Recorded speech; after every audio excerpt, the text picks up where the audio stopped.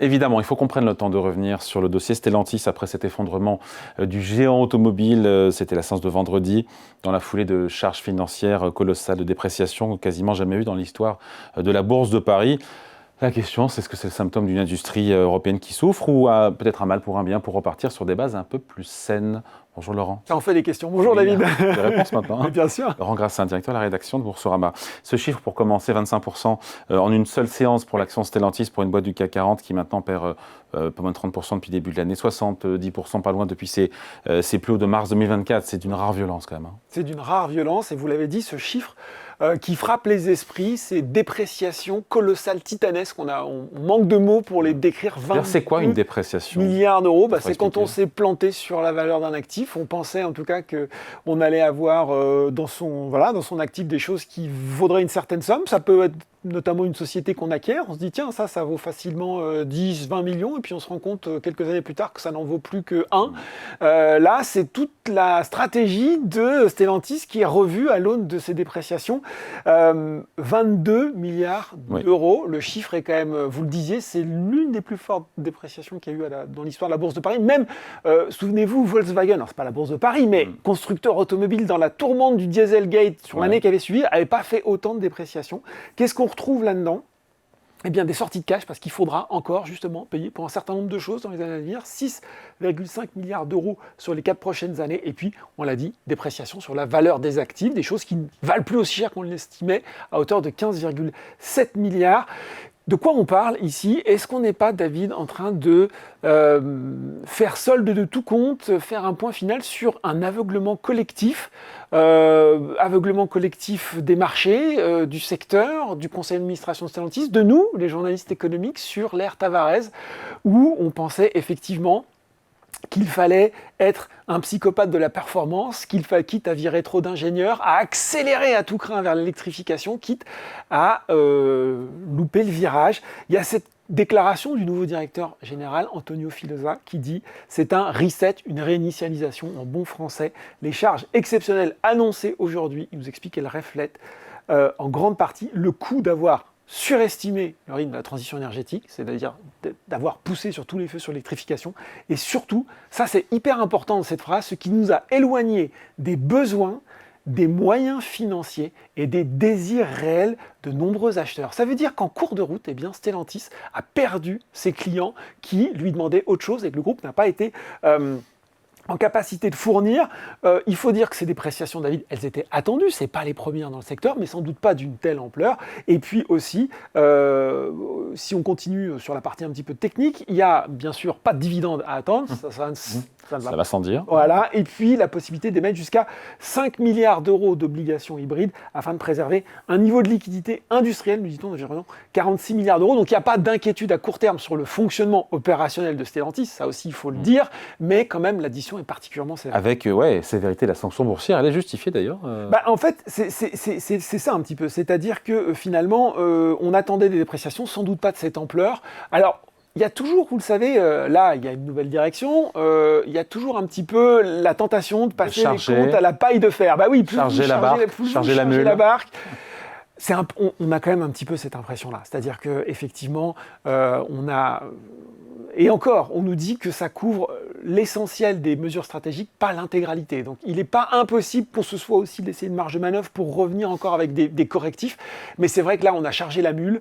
Je vous disais, sans doute pour tirer un trait définitif sur l'ère Tavares. Moi, c'est le sentiment que ça m'a donné en regardant ces comptes. Donc tout ça, vous écoutez, c'est un peu aussi la faute de la voiture électrique.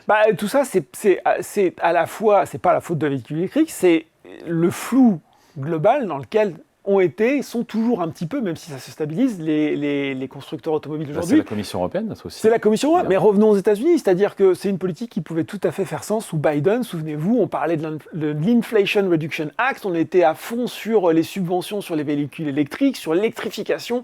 Résultat, on est complètement revenu en arrière avec l'élection de Trump. Et puis, vous l'avez dit, cette volonté européenne extrêmement exigeante sur laquelle les constructeurs automobiles alertaient, 100% de véhicules zéro émission en 2035. Alors aujourd'hui, c'est 90%, oui. Ça a un petit peu varié, mais à la marge.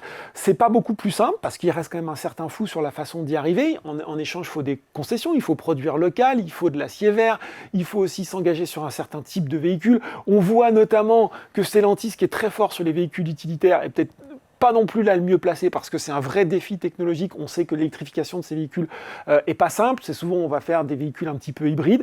Donc il y a aussi un défi là-dessus. En tout cas, c'est clairement ce positionnement et cette volonté à un moment d'aller à fond, si je puis dire, sur l'électrique, qui aujourd'hui est en partie la cause du revers de Stellantis. Après, quasiment tous les constructeurs ont dû opérer des dépréciations d'actifs. Il y a pas voilà, c'est là où effectivement le cas de Stellantis est un peu différent, c'est qu'il y a une ampleur il y a une réaction, alors à la fois une ampleur qui est supérieure, qu'on peut estimer par la taille du groupe, c'est 14 marques, la difficulté à gérer un portefeuille aussi important, le fait aussi que, comme je dis, on n'attendait pas quelque chose d'aussi sévère, ça a été mieux perçu finalement par Ford, General Motors, enfin les investisseurs l'ont mieux toléré pour ces groupes-là.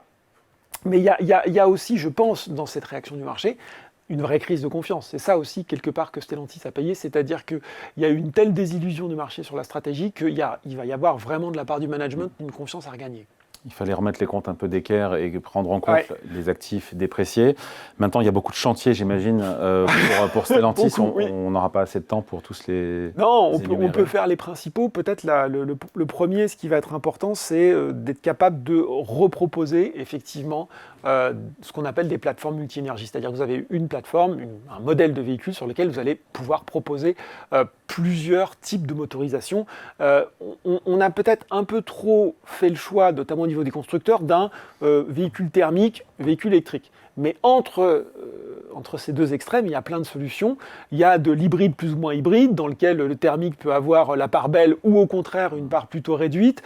Il y a la capacité d'aller chercher des moteurs thermiques qui soient encore demandés, plus efficaces et autres. Donc en fait, il y a tout un panachage et une capacité, encore une fois, de retrouver le client, de proposer ce qu'il attend. Donc il va falloir repartir sans doute sur ces plateformes, être capable d'avoir une offre en hybride qui est meilleure, puisque c'est pas là où Stellantis est le plus fort, donc il va falloir remettre un petit billet sans doute en termes d'innovation pour se remettre à égalité avec les concurrents. Il va falloir clarifier la stratégie batterie, même si ça commence à être un petit peu fait. Vous avez vu, il y a eu 2 annonces qui sont tombées de part et d'autre de l'Atlantique. Il y en a une où on sait que Stellantis, c'est cession à son partenaire LG Energy Solutions, de sa participation de 49% à la co-entreprise qui était au Canada, qu'ils avaient fait ensemble sur les batteries. Et puis là, on a appris récemment que ACC mettait un terme à ses projets de gigafactories en Europe. Donc là aussi, ça coûte trop cher. On a eu l'exemple de la difficulté en Europe de produire des batteries. Il va falloir voir comment le groupe va pouvoir se sourcer ailleurs. En tout cas, là-dessus, c'est voilà. Et puis, un autre point hyper important, qui finalement avait été un petit peu déjà le déclencheur de la crise sous Carlos Tavares. Souvenez-vous, David, c'était les problèmes aux États-Unis, c'est-à-dire que notamment les problèmes de qualité. Alors, je ne vais pas revenir sur le côté des motorisations ou autres, mais le problème de contrôle qualité. La nouvelle direction explique qu'ils ont été obligés de réembaucher des ingénieurs, justement, parce que parmi ces dépréciations, il y a 4,1 milliards d'euros qui sont des charges provisions pour garantie contractuelle. C'est-à-dire qu'en gros, il y a des voitures qui ont été vendues et qui n'étaient pas au standard, et donc qui reviennent avec des clients qui sont en garantie. Donc ça, c'est aussi un sacré symbole si la marque veut regagner de la confiance aux US. Allez, un petit symbole, on en parlait. Il faut savoir que notamment le RAM, je vous laisse regarder quelle voiture, 1500 qui était un peu le pick-up star là-bas, le RAM 1500 a vu revenir sa motorisation, le V8 hémisphérique. Le vrombissant. Voilà, exactement, le vrombissant.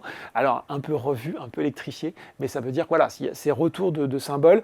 Retour vers le passé. Retour vers le passé. Peut-être aussi continuer à investir, parce que ça, finalement, on n'en parle pas. Il y a 13 milliards d'euros qui sont prévus sur 13 milliards de dollars, aux États-Unis qui sont prévus sur 4 ans. Il faudra voir aussi la stratégie européenne.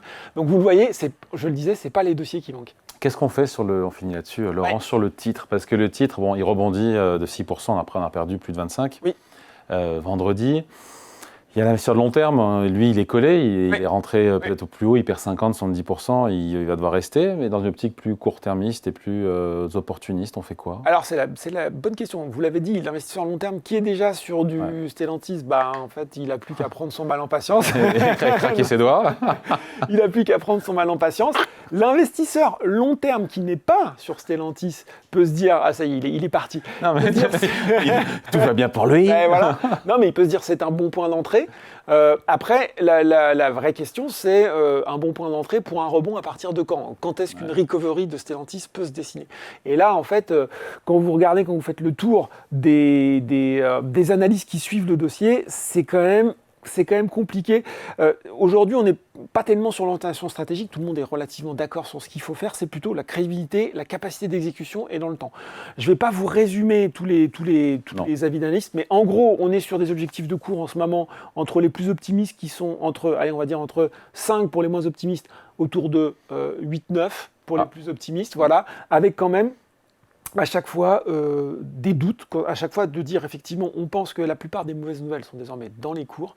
Maintenant, quelle est la capacité sur le levier opérationnel, sur le redressement des marges, sur aussi dégager finalement une véritable stratégie cohérente, parce que pour le moment on est plutôt là aussi, on purge les excès du passé, on a du mal encore à voir émerger de nouveaux Stellantis. Donc en gros, si vous êtes actionnaire de Stellantis, vous êtes un petit peu collé. Oui. Si vous estimez que c'est un dossier que vous pouvez commencer à regarder, par contre, je ne suis pas sûr que hormis effectivement le rebond technique qui va suivre une forte correction, il va falloir, c'est ce que je dis toujours dans ces cas-là, mieux vaut attendre la deuxième voire la troisième bonne nouvelle plutôt que de rentrer trop tôt dans le train et donc avoir les preuves que le redressement est effectif ou en tout cas a débuté. Sage conseil.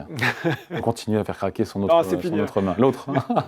Laurent Grassin, donc directeur de la rédaction de Boursorama. Merci Laurent. Merci David.